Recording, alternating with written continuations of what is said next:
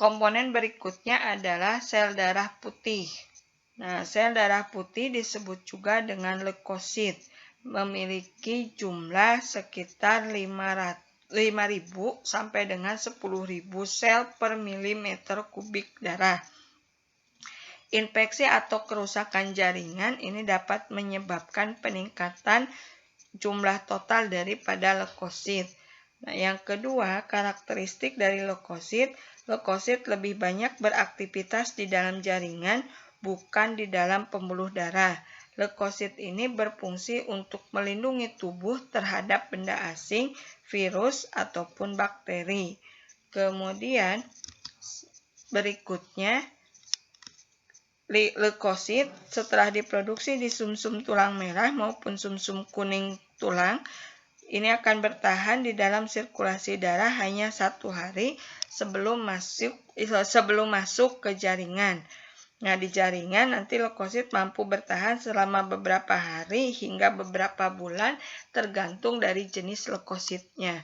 Kemudian leukosit ini memiliki sifat yang pertama adalah diapidesis, yaitu dapat menembus pori-pori membran kapiler menuju ke jaringan.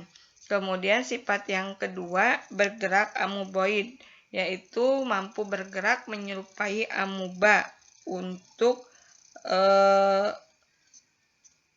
mengambil, atau tadi kan dia membuat antibodi. Kemudian yang ketiga adalah kemotaksis, bergerak karena pengaruh pelepasan zat kimia oleh jaringan yang rusak. Kemudian fagositosis, mampu menelan mikroorganisme, benda asing, dan sel darah merah yang sudah tua ataupun rusak. Nah, jenis leukosit ini ada banyak. Yang pertama, jenis leukosit itu dilihat berdasarkan ada tidaknya granula. Nah, yang pertama yang bergranula maka disebut dengan granulosit. Jadi granulosit ini adalah leukosit yang memiliki granula. Kemudian granulosit ini memiliki waktu hidup sekitar 12 jam. Nah, si granulosit ini berdasarkan warnanya dibagi menjadi 3. Yang pertama adalah neutrofil. Dia memiliki, yang pertama di sini ada neutrofil. Nah, jadi sekali lagi ini granulosit. Kenapa granulosit? Karena ada butiran-butirannya atau ada gradulanya, ada butiran proteinnya. Yang pertama ada yang disebut dengan neutrofil.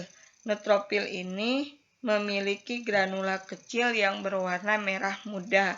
Kemudian memiliki inti sel sebanyak 3 sampai dengan 5 lobus. Ini inti selnya kebetulan ada 3 di gambar, yang dihubungkan oleh benang-benang kromatin yang tipis. Jadi inti 1 ke inti 2 ke inti 3 itu saling berhubungan.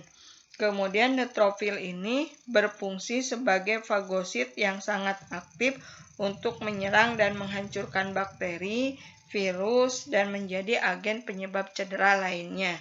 Yang kedua disebut dengan eosinofil. Eosinofil ini memiliki granula yang kasar dan besar berwarna jingga sampai dengan kemerahan.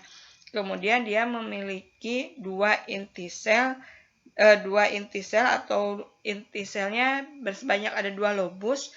Kemudian berfungsi sebagai fagosit yang lemah dan berperan dalam pembuangan racun penyebab radang pada jaringan yang cedera. Yang ketiga, ini disebut dengan basofil. Basofil ini bergranula besar, kemudian tidak beraturan, berwarna keunguan hingga hitam, dan memiliki nukleus berbentuk seperti huruf S. Nah, ini basofil.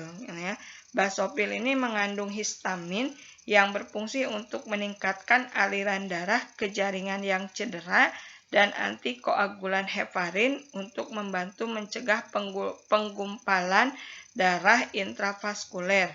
Histamin adalah senyawa yang dikeluarkan oleh sel mas dan basofil sebagai reaksi terhadap antigen, senyawa kimia, dan kerusakan jaringan. Yang berikutnya adalah agranulosit. Agranulosit ini artinya tidak memiliki butiran-butiran atau tidak memiliki granula.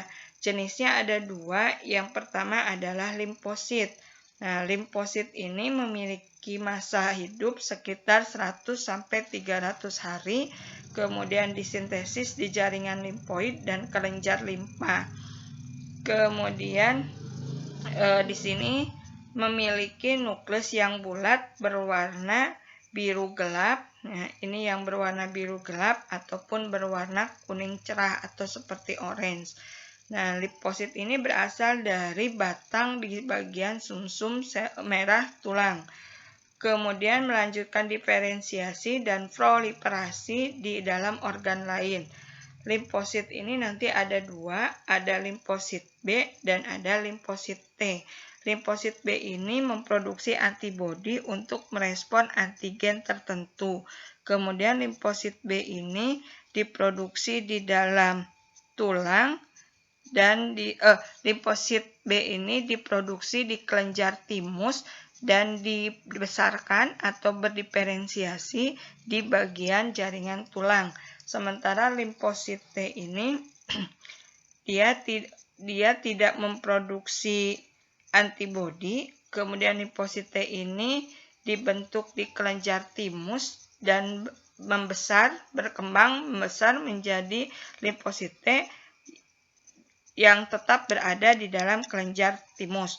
Limfosit T ini dapat mengenali dan melakukan interaksi dengan antigen melalui protein reseptor di permukaan sel. Yang kedua adalah monosit. Monosit ini memiliki usia beberapa minggu atau beberapa bulan, kemudian dibentuk pada bagian limfa dan sumsum tulang. Cirinya dia memiliki nukleus yang besar berbentuk seperti telur atau ginjal yang dikelilingi oleh sitoplasma berwarna biru keabuan atau pucat. Monosit ini berfungsi sebagai fagosit yang sangat aktif dan bermigrasi melalui pembuluh darah menjadi histiosit atau makrofag yang berumur panjang di dalam jaringan.